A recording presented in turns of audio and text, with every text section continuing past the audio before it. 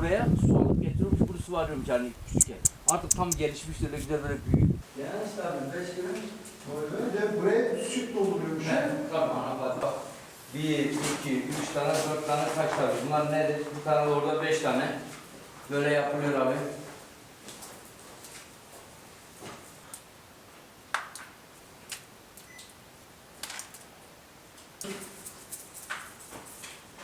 Tamam.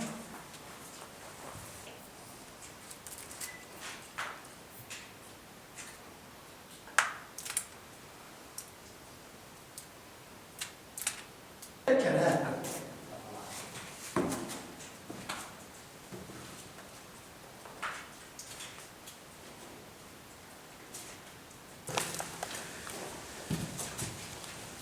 Dur hadi dur.